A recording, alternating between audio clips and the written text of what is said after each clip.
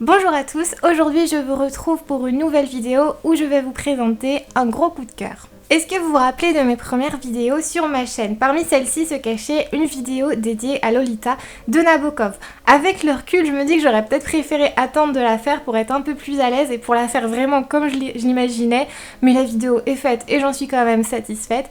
Mais cette fois, je vais à nouveau vous parler de Nabokov, mais d'un court roman qui se nomme Chambre obscure. 8 mois sans vous parler de Nabokov, c'était un peu trop long, donc que je m'attelle à vous présenter ce livre qui n'a pas de couverture, c'est très pratique pour vous le présenter, qui est sorti en 1932, soit 20 ans avant Lolita. Chambre obscure n'est pas très connu comme roman, surtout qu'en fait c'est un livre assez particulier parce qu'il possède deux titres. Il est beaucoup plus connu sous le nom Rire dans la nuit. Ces différences de titres s'expliquent par le fait qu'il y a eu deux traductions en anglais. Le livre a d'abord été écrit en russe par Nabokov pour un journal russe. Ensuite, un anglais a décidé de faire une traduction qui s'est nommée Camera Obscura, soit Chambre obscure en français. Mais Nabokov, absolument pas satisfait de cette traduction, a décidé de la faire lui-même. On est mieux servi que par soi-même. Et du coup, la traduction en anglais donnait Laughter in the Dark, soit Rire dans la nuit. Malheureusement pour moi, du coup, je possède la version non approuvée, on va dire, par Nabokov, mais en même temps, j'ai acheté ce livre vraiment à l'aveugle, complètement au hasard, en le trouvant dans une brocante. Je ne connaissais pas du tout l'existence, mais en général, Nabokov, c'est une valeur sûre, donc je me suis plongée dedans. Je sais vraiment pas du tout ce que valent les traductions françaises par rapport aux traductions anglaises. Pour me faire une idée précise, il faudrait que je lise la traduction qui a été faite par Nabokov, mais vu que je suis un petit peu paresseuse quand même, je préfère me tourner vers la version française qui déjà m'a plu, donc j'en suis contente et je me suis un petit peu renseignée et a priori ce qui diffère entre les deux traductions, ce sont les noms des personnages ainsi que l'âge de la jeune fille. Mais de quoi parle Chambre obscure? Je sais pas si je vais passer la vidéo à vous montrer une couverture vide, donc peut-être que je vais arrêter. En gros, ce livre est très court, il fait 230 pages, il peut être lu d'une traite, surtout que l'écriture est très fluide.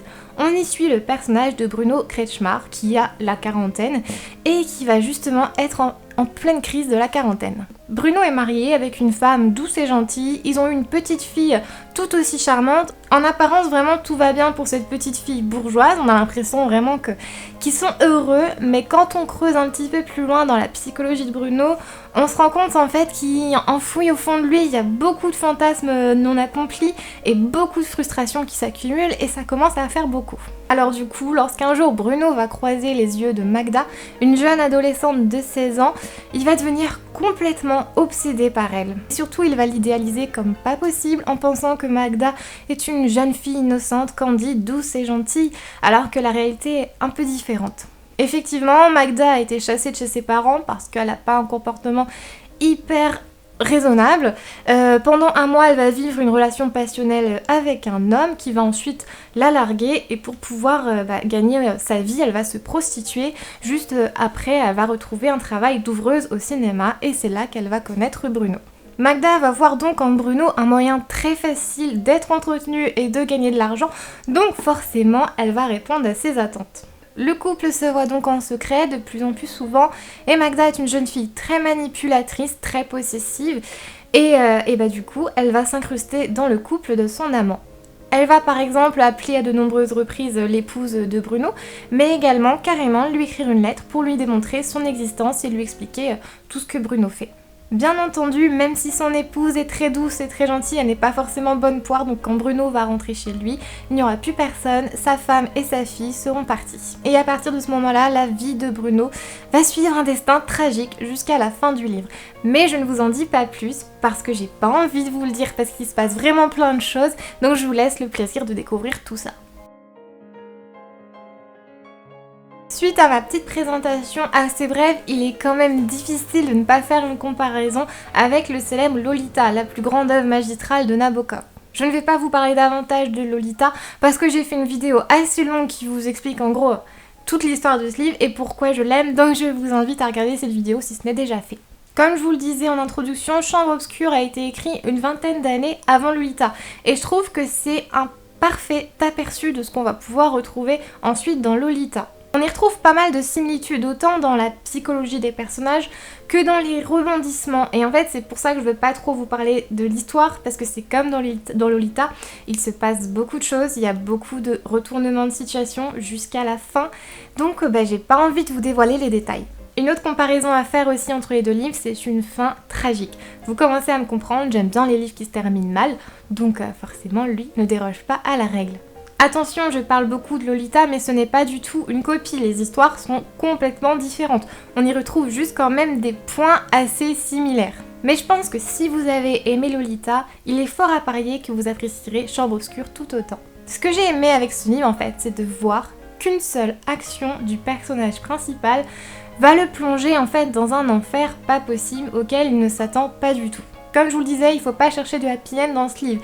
Et il faut pas penser non plus que tout tourne autour d'une histoire d'amour. Absolument pas, ce n'est pas un livre qui tourne autour d'une histoire à la base de je t'aime moi non plus. Non, c'est pas vraiment un vaudeville. Et justement, ce que j'aime beaucoup, c'est qu'il y a un petit côté thriller dans ce livre, comme dans Lolita en fait. Et vraiment, c'est comme pendant ma lecture de Lolita, enfin ma seconde relecture, je visualisais vraiment les images du film de Kubrick avec toutes les scènes de fugue dans les voitures. C'était vraiment quelque chose que j'avais aussi en lisant ce livre. Tout comme dans Lolita, on retrouve des scènes d'amour, mais c'est vraiment suggéré et il n'y a rien de racoleur, même dans des actes très sombres. En fait, la plume de Nabokov est diablement efficace et elle arrive avec subtilité et douceur à nous faire rentrer dans les psychologies des personnages qui sont quand même pas top, mais c'est fait mais avec une grâce absolument magnifique. C'est captivant, c'est le genre de livre qui nous surprend, là où on ne s'attend pas du tout à être surpris. Et pour moi, c'est vraiment une magnifique esquisse de Lolita. Il faut que j'arrête de le comparer à Lolita, mais c'est vraiment en fait le bonheur de retrouver les thèmes abordés dans Lolita et les psychologies que l'on peut voir dans Lolita. Ça a été vraiment un bonheur suprême de le retrouver dans Chambre Obscure. Si vous appréhendez de découvrir l'œuvre Lolita qui fait quand même 550 pages, je pense que ça c'est un bel aperçu pour se rendre compte déjà si on aime les thèmes abordés, si on aime le style. Et forcément en 200 pages, on peut pas vraiment admirer toute l'efficacité de la plume de Nabokov, mais comme je vous disais, c'est une très belle esquisse. Concernant les personnages, j'ai adoré le personnage de Magda, tellement elle est odieuse, superficielle et insupportable.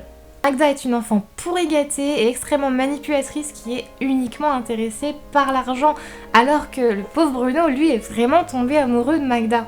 Et je ne sais pas si c'est pour excuser les actes de Bruno que Nabokov a donné à cette jeune fille un caractère assez insupportable. En fait, c'est un petit peu le même principe que dans Lolita, c'est de montrer une jeune fille absolument mais infecte, insupportable, pour la faire passer pour la méchante.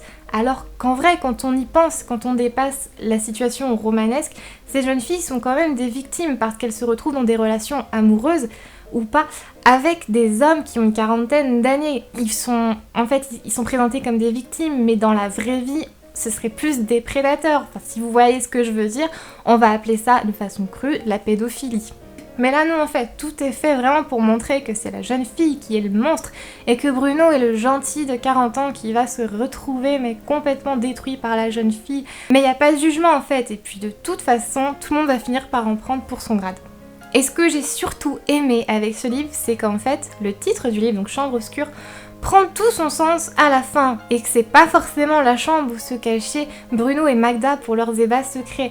Je vais pas vous en dire plus du coup parce que ça ne servirait à rien, mais juste du coup une expression pour vous dire que l'amour rend aveugle et que du coup mais tout le monde va en prendre pour son grade, ça va mener à perdre tout le monde et c'est un peu bateau comme expression l'amour rend aveugle, mais vous comprendrez pourquoi je dis ça.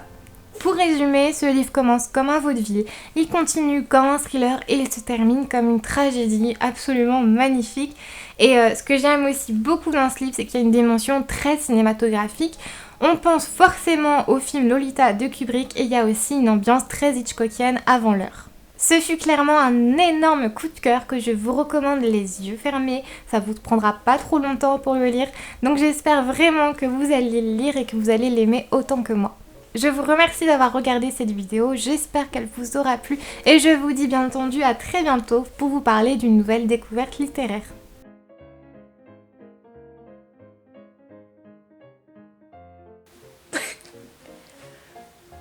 Oui, c'est bon.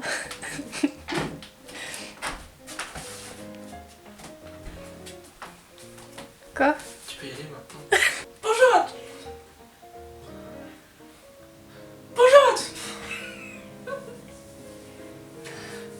tous, aujourd'hui on se retrouve pour la nouvelle vidéo du mois de décembre.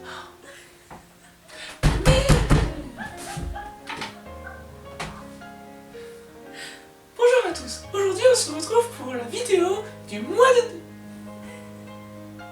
On est quel mois? On est en août. Mais